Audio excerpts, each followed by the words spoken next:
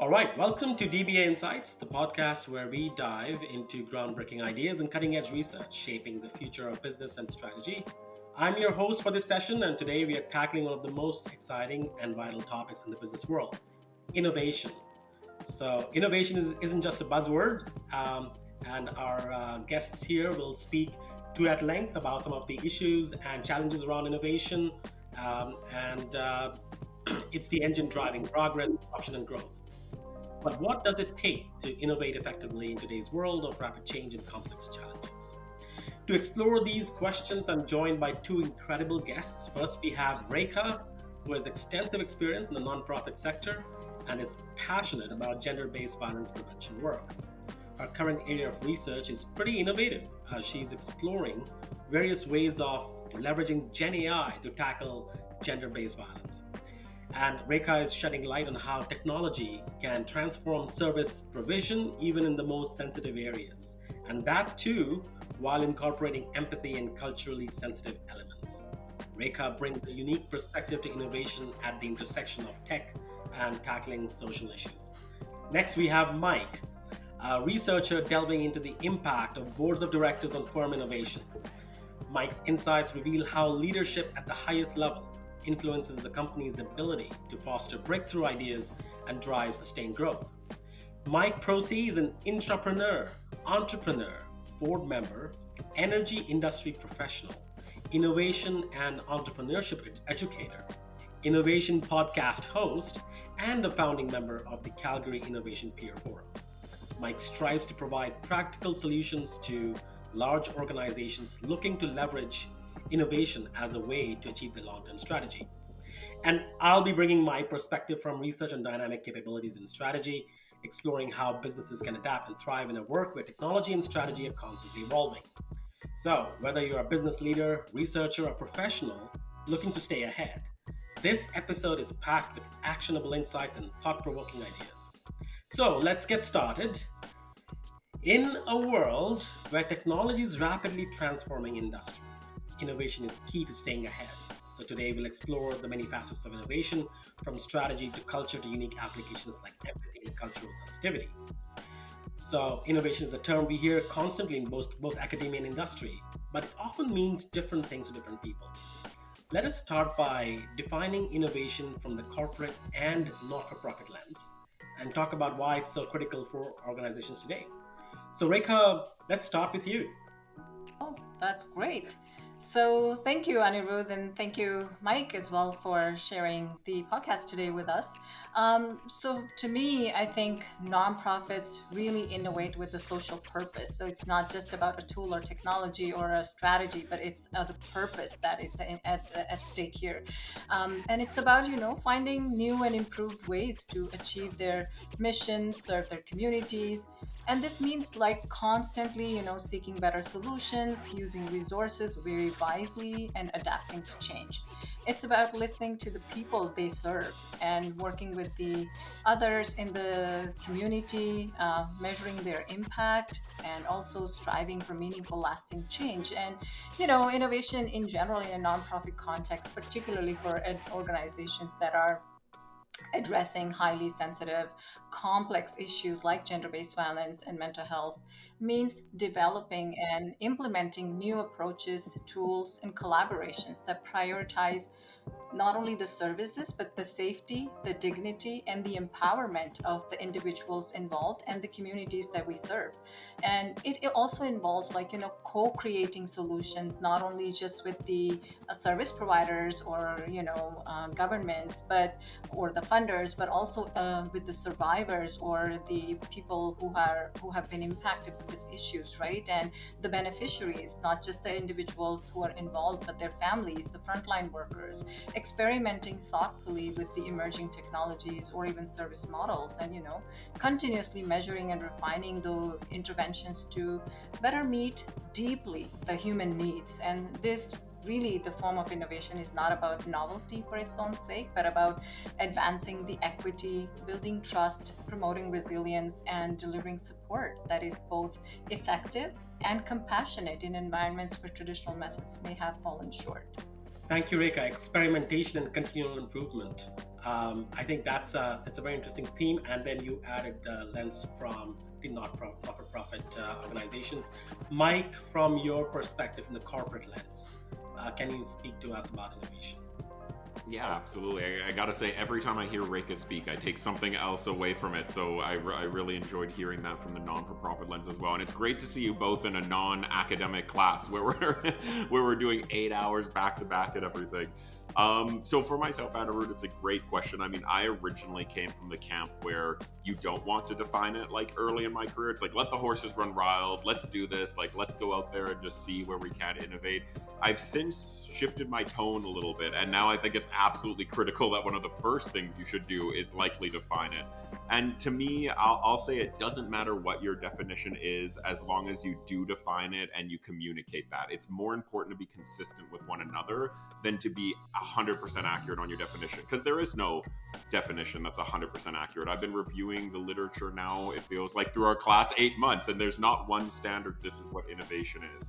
I like to think of it as doing things differently to drive value. That's a very broad bucket, which allows me to include things like continuous improvement, sharpening the saw.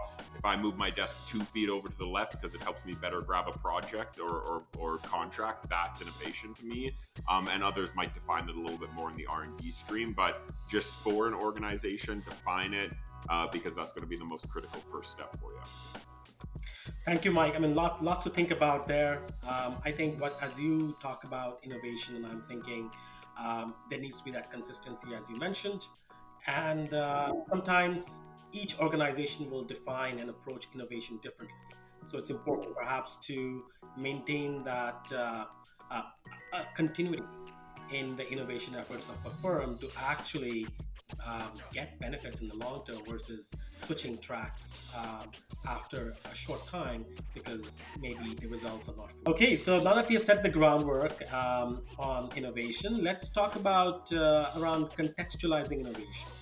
So, back to you, Rekha. Your exploration around leveraging Gen AI in the gender based violence is a unique application of technology to solve this deep human service challenge. How does innovation play a role in developing AI tools that are not just functional but empathetic and impactful? Yeah, so if I speak for myself, like, my long held fascination with technology's potential to address social challenges really drew me to explore the possibilities of generative AI, particularly when I was, thinking of even pursuing the doctorate of business administration here at Haskell. However, just along with many others in the human service sector, I also very quickly realized that, working with the vulnerable population, especially in the context of, gender based violence, mental health, it demands more than just functional tools, right? It requires a deeply human centered approach, which is infused with empathy, cultural sensitivity, which is trauma informed. So, through my research and coursework, I discovered the incredible power of the creative prompt engineering and building lots of agentic tools to leverage or support one another. So it's like the building blocks. So, and the key role of innovation here really lies in that combining the art of that crafting prompts.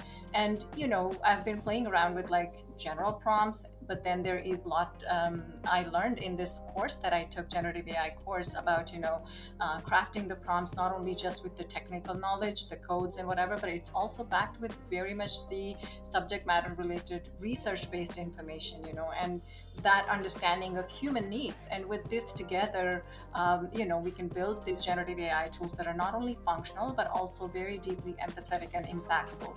And this approach is very crucial for addressing the complexities of gender-based violence, and even with the cultural sensitivity, respect, dignity. Yeah, so to me, from a nonprofit lens, also, it's not just about innovation, is not just about chasing the trends, but also, creatively maximizing their mission impact, but with empathy and cultural sensitivity, trauma informed approach in the core. Fascinating insights there. And I'll turn over to Mike now. So, Mike, your research examines the role of boards of directors in fostering innovation. So, what have you found to be the most significant ways leadership at this level can drive or hinder innovation within an organization? I mean, I think Reka hit on a really important point there as well. Like, how are you helping drive the vision and mission? and doing so with empathy. And at the end of the day, whether you're a nonprofit or an organization trying to make change, with your fiduciary duty and everything as well, that's what you're trying to do, is execute on your mission and help make positive, lasting change. So if you are in the leadership level, I'm a little bit more laissez-faire about the entire thing. Just try it, just open it, just start doing something and start having the conversations. There's such a fear of being wrong. There's a huge fear of failure that people, myself included, won't even start anything because they're worried about what it's going to look like, or that they might fail. So just start with baby steps. I'll say that you're never going to do anything wrong if you define it and measure it. You won't kill it at all. There's going to be people that might tell you can't measure innovation, you don't want to do this. I can tell you now that is incorrect. You want to measure your innovation programs. You want to define measures that work for you. It's not going to kill anything. You need to be able to track this, just like whether it's your balance sheets or whether it's your cash flows. Innovation is the exact same thing. You need to know your metrics on it. I'd also say that the executive leadership team is really meant to set the vision, set the mission, and then get out of the way. Once you make those roles clear and you make the objectives clear with measurements, your people are going to do it and start executing on it. People want to be innovative. It's a very biological, it's very biological. It comes from nature. I'm intuitively lazy. I do not want to do more work when I don't have to. So people are going to start with improvements themselves. Leaders just really need to get out of the way and unleash them in the right direction.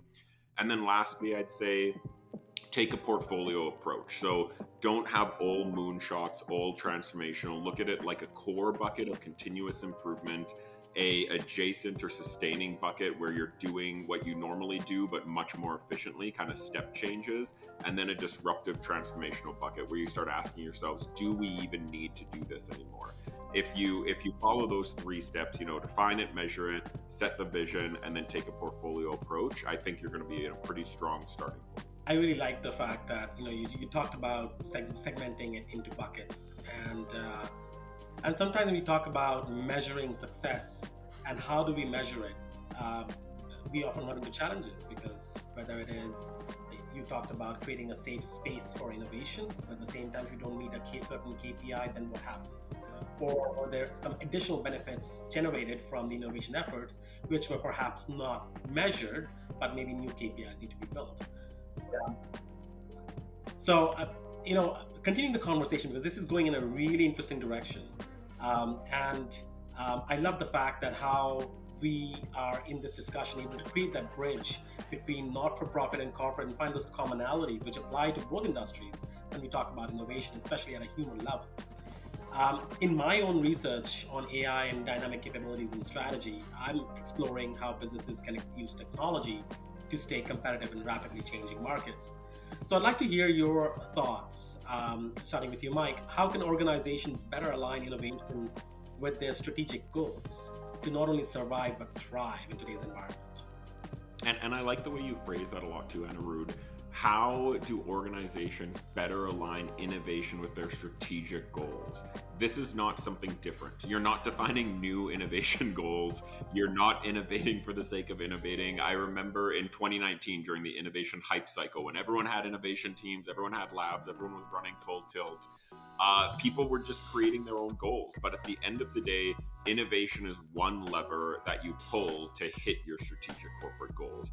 And technology, data, digital, continuous improvement, business improvement, whatever you want to call it, these are things that you can look at to help you hit your more strategic goals. And you need to frame everything in that way. That's also going to give you more longevity as a group. You mentioned there, Anirudh, like leadership can change. Things can change very, very fast. Then all of a sudden you're in a new direction. As long as you're aligned to those strategic goals, you build yourself a little bit more flexibility there, where as things change, you're still aligned to the mission. Innovation isn't just about doing cool things. It's something else. It's about actually driving towards your long-term goals in a sustainable way. It's about working with startups in the community. It's about determining how you could use new technology to achieve those goals. It's also a lot about enabling your people and employee engagement. People forget this. I talk with HR professionals from the Calgary Innovation Pure Forum that might say, well, innovation's not my job. The engineering teams are taking care of that. And that's absolutely not the case. We look at innovation from a cultural lens, and how do you increase employee engagement through it? How do you you create a culture where new ideas can really thrive. So at the end of the day, you want to align to those strategic goals. We always say, and this is very common, I don't know who coined this, but fall in love with the problem, not the solution. And that should be a strong innovation program as well. Fall in love with your goals, what you're trying to solve, not certain solutions that you're trying to bring to market. So, turning over to you, Rekha, how do you see from a not-for-profit lens aligning innovation with strategic goals?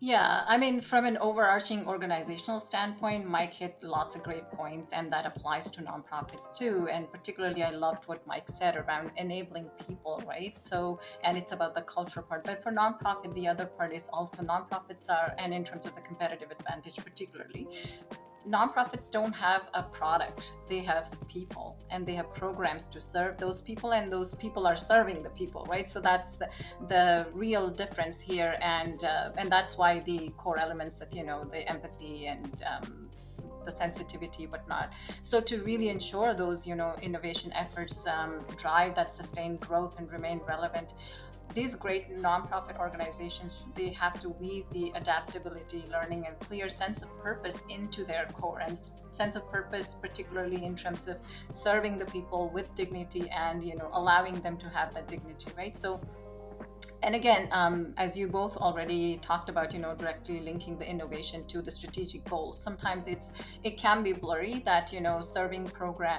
serving individuals in this vulnerable capacity could only be many times looked at just from the programmatic lens. But I think more and more research is coming to also kind of, look at the non-programmatic way, right? And that is an innovation in itself, right? They should and that should be explicitly supported in the organization's mission, competitive positioning, also in the long-term objectives and the strategic planning as well, right? A lot of the time, the programs are the ones that are being included, but the non-programmatic things are not really included, right? So, and in terms of the dynamic capabilities as well, yes, even though they don't have a product, but aligning that innovation with the strategy really hinges on that developing of dynamic capabilities, essentially, ability to quickly identify the emerging trends, like say in the immigrant serving agency, the whatever the Immigration Canada decides, it has a huge impact, right? Capitalize on the new opportunities and adapting those resources. And successful organizations, they do prioritize environmental scanning, competitive analysis, and also understanding the evolving needs of this vulnerable population in the community. And the rise of issues like COVID pandemic really highlighted the rise of gender-based violence, mental health issues, for example, right? So, and this constant flow of insights really fuels that targeted innovation at the moment that is required. Sometimes you have to innovate on the feet, depending on the issues as they arise, right? So creating also really a feedback loop where the strategy, yes, it guides the innovation, but also innovation in turn shapes the future strategy. So, and I know Mike is really passionate about the governance piece here, and I'm sure he will touch upon that. But I feel like creating that structure for evaluating and funding those innovation initiatives to really have that alignment and speed up the decision making. Because as I said, these issues like COVID highlighted the domestic violence issues, and it wouldn't have been possible for anyone to wait on that. So they had to think on their feet and innovate right away, right? So, and again, as Mike also mentioned, like fostering the culture of innovation and experimentation, because sometimes and like you said, the fear of failure, it is much more significant in the nonprofit world, because they are so constrained by the funding and the resources and whatever. So viewing experimentation as a way to refine the strategic direction, even though they want, sometimes it's very challenging. And I also echo the sentiment that Mike raised earlier about measuring the impact of innovation, because sometimes we do the innovation in terms of bringing new ideas and programs, but then having the measurement or some sort of framework or KPIs in place helps gauge and assess the long-term strategic shifts that we may need to make or we are already making, right? So all in all, I think, by integrating these particular things that we talked about, any organization, be it nonprofit or for profit, both, they can leverage, innovation as a very powerful tool for achieving their strategic goals, and, shaping the future of no matter their industries or the community. Perfect. And as you're talking about sustainable innovation, my mind goes to sustainable competitive advantage. Essentially, that's the goal which companies are trying to get to. And you talked about making alliances and teaming up with startups, and that's an essential part of sensing and seizing and transforming based on what you are seeing in your external environment, and reconfiguring your resources within the firm to be able to continually drive to that competitive advantage versus your immediate peers and competitors. So I really am fascinated by how all of these concepts across industries are linked, and it's not really that difficult. It's just how do we go about it to essentially generate the right outcome. Now, shifting gears to challenges for embedding innovation. So, embedding innovation into an organization's culture is often easier said than done. What do you see as the biggest barriers companies face when trying to foster innovation? And what strategies have you found to be most effective in overcoming these? So to me, building that truly innovative culture really requires tackling both, the structural and the behavioral barriers, because Mike already touched on the culture part and then people part both. Because sometimes, even if the organization wants, people may not want within that organization because of, as Mike mentioned, sometimes I could be lazy, I don't want change, whatever. So this means basically that, fostering a culture comfortable with learning, adaptation, and also successful failures, where experimentation is encouraged and lessons are learned from the setbacks, right? While, as I said, nonprofits often face those resource constraints, even a loose structure like, Mike mentioned about the basket, but I call it innovation hub, and or innovation bubble that you have within your organization or your department or program, whatever, that can encourage idea sharing, piloting, and some strategies I feel, or the barriers I feel, to in terms of promoting the innovation is, reframing the failure. I think we're all worried about or scared of failure. So, and sometimes it is healthy to have that healthy risk taking that is encouraged by,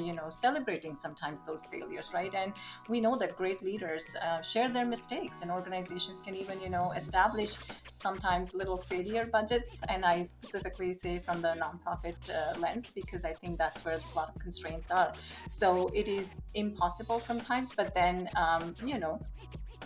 taking these kind of little steps might help. The other part is also, breaking down the silos. Like there is a lot of interdepartment collaboration happening in terms of the service delivery, but sometimes, the idea silos are there, or idea sharing silos. I feel like, that's happening a lot of the time, because particularly again in the nonprofit, there's a lot of firefighting happening. And then again, the other part I feel is like we're always constantly focused on, the immediate outcomes, or, at the end of the day, because we are responsible and accountable to funders or whoever is the donor that is, doing that, funding the project. So, yes, we have to balance those quick wins, but then also our long-term initiative of, fostering that innovation. So we have to build that innovation pipeline, and, recognize that efforts beyond those immediate outcome or ROIs, right? So, and then it is hard to do that without dedicating or allocating resources. But again, it's the egg and the chicken. There's limited resources as well, which is a big reality of nonprofits, despite them striving to dedicate that human time and funds for innovation. But including innovation funds in grant proposals is something innovative in itself, and what some successful leaders I've seen, doing that. And, there's more and more possible awareness needs to be happening in that area. And then again, as Mike mentioned, having the clear innovation framework or basket to, with clear stages of decision making criteria, like, yes, all ideas will not be successful. What kind of ideas can be taken into account? Because, Otherwise, as an employee, I might feel like, oh, I'm sharing new ideas. You said you're fostering innovation, but you're not taking my idea. So that has to be aligned with the overall strategy, right? And the other part, I feel like, be it, as manager, team leader, or, as a leader, great leaders, for example, Steve Jobs, actively participated in the innovation initiatives, communicated the importance of adaptability, and celebrated the success to, foster that culture and embrace change. And lastly, I would say, external collaboration is very key to every sector, but I think, seeking that fresh perspective, because sometimes as nonprofits we can just be siloed within the nonprofit. So seeking that external partnership, open innovation challenges, participating in those, engaging with the academia, startups, businesses, non-traditional, businesses, to foster that dynamic and innovative culture, right? And Mike, what do you see from the corporate level? I mean, I think Reka absolutely nailed it. There's a lot of headwinds happening right now. Otherwise, we wouldn't be in a state where there's so much focus on it right now, and people are trying to shift the conversation into this innovation mindset. Some of the important ones she hit on there, I won't go into them in further detail, but relationship with failure, that's a big one. Absolutely, creating more openness. Aligning to the strategic objectives, resource allocation, all the things mentioned there are just absolutely critical. The only other ones I think that I would add there onto the list is take the time to understand your current state. We have at the Calgary Innovation Pure Form so many great, companies come, they have their innovation, they staff it with the best subject matter experts, and immediately, because we're innovators, we want to start running and solving things and fixing problems. Slow down. Take the time to understand your current state. Spend at least 6 months to a year learning who's who in the organization, what's already happening. Your organization is already innovative. Don't think that you're not. You would not be in existence if you're not innovative. You're already doing creative things. So take the time to identify who's doing those, and then you can build a system, a framework that actually helps enable that and help showcase that more so. So that's the step that I see a lot of people missing. And then as well, you want to make sure that you're solving people's existing problems. Communicate and showcase your results. I was in another great conversation with a colleague and friend, and they're at another large company in Calgary here. But it was interesting because we went to Energy Disruptors, a fantastic conference. Shout out to Graham Edge and everybody putting that together. It's absolutely incredible. But they mentioned that they learned more about their organization at that conference than they ever did from internally in their organization. And I think that's true for a lot of folks, right? We don't take the time to communicate to our employees as well what's going on, share the successes. But if you do that, your employees are going to be your biggest advocate and help share the successes throughout your communities as well. So yeah, communicate and showcase your results, involve others, understand current state, in addition to all the great ads that Reka had. And Mike, maybe I'll just have a follow-up question for you there. Reka mentioned about reframing failure and breaking down silos. I think we've all encountered silos, and it can be quite a bit of a challenge breaking it down. From your research perspective, the role of board of directors in fostering innovation, do you see, or how do you see board of directors influencing specifically the reframing failure and breaking down silos? I'll pivot here a little bit, and I'll preamble and emphasize that this is not an academic, well-researched opinion that I really understand. This is a personal opinion and very much subjective, and I'm sure a lot of your listeners might disagree with it. But this is something that I do personally to break down silos, regardless of who I'm working with, personally or professionally. You have to take an outward mindset, and by that I mean you have to think, how can I help this person? And it's really one of the more difficult things to do in business. So everyone in organizations is always thinking, how can I achieve my goals? How do I do this? You can't change others. I think we've all learned that through COVID. I think we all learned that through arguing with people on the internet relentlessly. The only thing you can change is yourself. So I'd reframe that. The best thing you can do to break down silos is just think, what can I do to help this person? And then help them. Go to another team. What can I do to help this person? Then help them.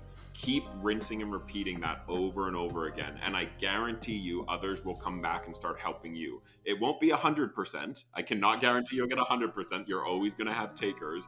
But I also guarantee it won't be 0%. Nobody's going to not come back at all and help you. So if you want to break down silos in your organization, start with changing what you do and start really fearlessly helping others and putting their needs kind of above your own. And then you'd be surprised what kind of comes back from that mentality and that kind of culture shift. So, how do you balance technological innovation with ensuring it aligns ethically and practically with deeply human issues like domestic violence? Well, so to me, based on my, again, recent experience taking this AI class and also working in the sector, both within the immigrant serving sector and the gender-based violence sector, I think four things. To me, first and foremost is prioritizing the human-centered design by incorporating that lens of, individuals that are facing gender-based violence, and also, the service providers or the, counselors, therapists who are there in shaping the generative AI tools that we want to use or we're using to ensure that they're offering genuine support and validation. Because it's not a customer service chatbot that you need to want to make sure that you are touching upon the trauma we talked about, and you're talking about the empathy. And again, embedding not just putting some things in the prompt, but embedding the trauma informed principles by ensuring these tools respond with empathy and avoid victim blaming, language and gender biases, because language matters a lot. And then gender biases, I mean, my biggest challenge was the AI has lots of biases, but again, the more and more I'm learning about the biases, then simultaneously I'm learning about crafting and engineering those prompts that are helping me avoid that, right? So, and provide culturally relevant resources to within the prompt. And then third is maintaining that rigorous privacy safeguard by incorporating the elements of confidentiality and safety. That would be huge, because no one wants sorry no one wants to compromise their confidentiality, right? And committing, again, also lastly, to the continuous learning. So by using the feedback and collaboration with the individuals, the key stakeholders that are you're reviewing the technology and the human feedback both, to ensure that these tools are remaining relevant and more impactful by having that loop constantly, of the feedback and retrying and the feedback and retrying. So that's how I feel like, you can practically deal with balancing the two. Thank you, Reka. I think each of those points which you mentioned, we can elaborate on that, quite a bit. That they're all topics in and of themselves. So thank you for touching on all of those. My boards are often seen as risk averse, and how can they embrace the risks inherent in innovation without compromising or impacting their fiduciary responsibilities? Yeah, it's a great question, Anirudh. And as I go through this research in the DBA program as well, I think every day my views on the board of directors and what they do changes. I read a new paper, a new HBR article, and I'm like, oh, it's this now, it's this now. And it kind of points to me that there's no, again, clear definition. We have legal definition and legal requirements, and fiduciary duty is definitely one of those. But in terms of the board risk aversion, is a board there to look to the future while the CEO and leadership team handle the operations, or are they there to assist with the operations? This is where there's a little bit more flexibility. At the end of the day, I think that, when it comes to innovation, boards should view it as their fiduciary duty to actually help an organization innovate if they view themselves as, the safeguard for the long-term profitability and sustainability of a business, which I think they should think, how can I help this organization be running in the next 10, 20, 30 years? How can I help them continue to grow? And then it becomes less of a little bit of a risk tolerance, or a fiduciary duty standpoint. It becomes more of a risk tolerance. Where do we actually want to play? How much risk do we want to take in these things? So I think it's definitely still aligned. I think if they wanted to pursue a strategy where they are taking a little bit more risk, they might be in a declining market or something like that, then absolutely have that discussion, define it, talk about it, and drive towards it. If your market's currently growing and you want to become more operationally excellent, then talk about that and define it. But it's about working through it together. At the end of the day, like I said, a board should really ensure the longevity of the organization. They should be thinking that 10 to 20 years down the road. And for them to truly embrace innovation, they need to see the value in it. They need to really believe in it as well, and then see that it's aligned to their fiduciary duties. And then all those pieces come together. They start asking the right questions. They start moving forward in a collaborative way around technology, and that's going to trickle out throughout the organization. Thank you, Mike. That was some really good insights there. So if we are looking ahead to the future, and innovation evolves rapidly, driven by emerging technologies and changing societal needs. So, Rekha and Mike, you both work in fields where this evolution is critical. So, what emerging trends do you think will have the most impact on organizations over the next decade? And Rekha, let's start with you. Yeah, and I'll start off with AI because, not just AI, it's just a buzzword, but it is the reality. Because, just like when the computer and the internet came, we liked it or not, our grandparents or parents liked it or not, it stayed. And today is not only a reality, but has become such a basic need, and our children are using it, right? So just like that, AI is here to stay.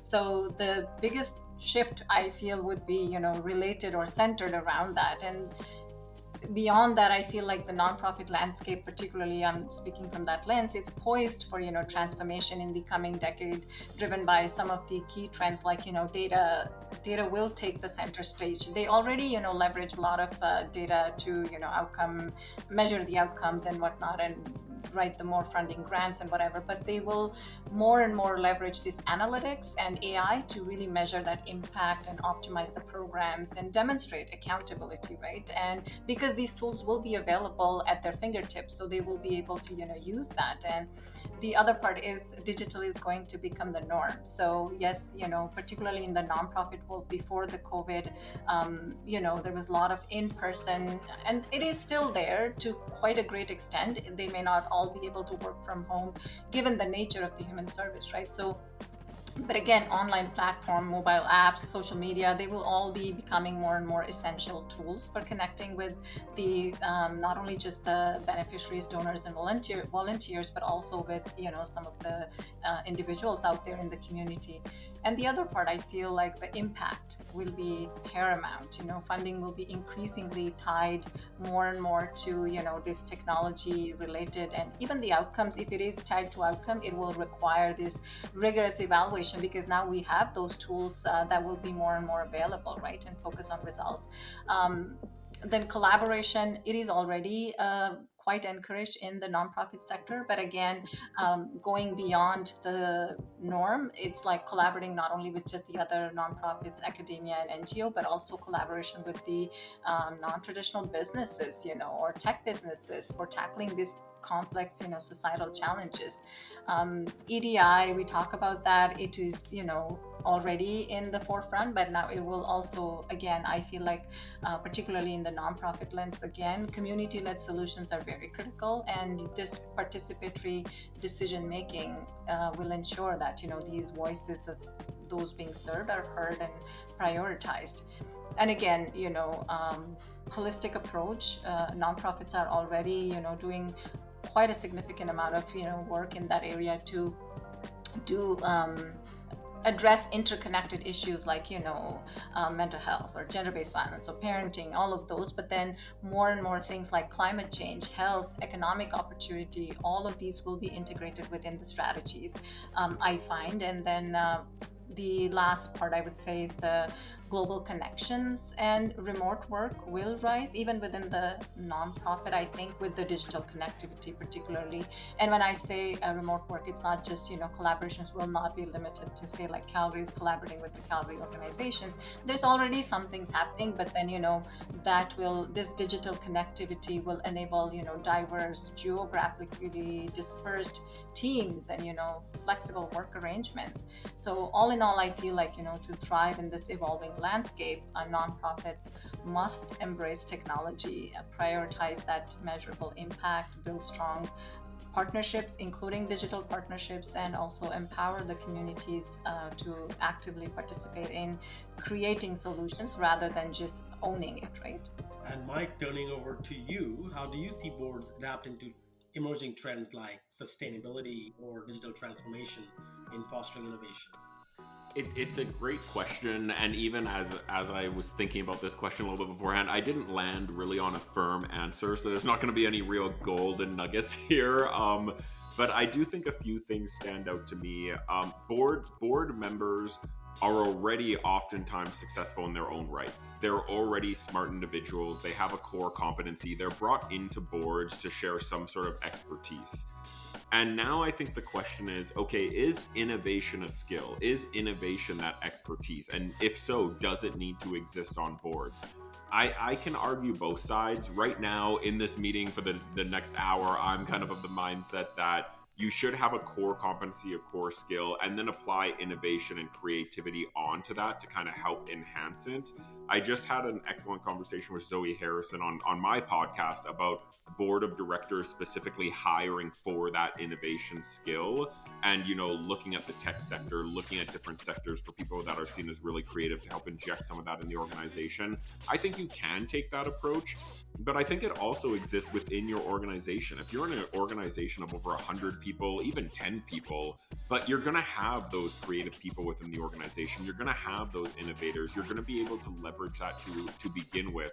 So at the end of the day, a tiger won't change its stripes. Stick with what you're good at, stick with what your core competency is, but then try turning up the dials a little bit more on the creativity, the curiosity, the openness. Go out to the organization, speak with employees if you're able to, and figure out a way to inject some of this more innovative thinking. And I think that's something that everyone can do, regardless of if you're a board member or not. Board members really are looking at those kind of macroeconomic trends, the big things that are happening, and they're thinking, how is this going to influence our organization, and how are we gonna move forward from this? And that's a really difficult role to be in. So I feel for them sometimes. I mean, we've all heard the stories of the Blockbuster and Kodak. What I didn't know about the Blockbuster story was the board, from what I understand in that case, was actually against the digital transformation shift that they were trying to do, because a lot of their revenue came from late fees. So it was actually the board that was kind of the biggest barrier there. So I think now we're seeing a shift where people are asking those questions, being more open, and I think that's going to continue. For the business leaders and professionals listening in, I often get asked about what actionable steps are recommended for making their organizations more innovative, resilient, and future ready.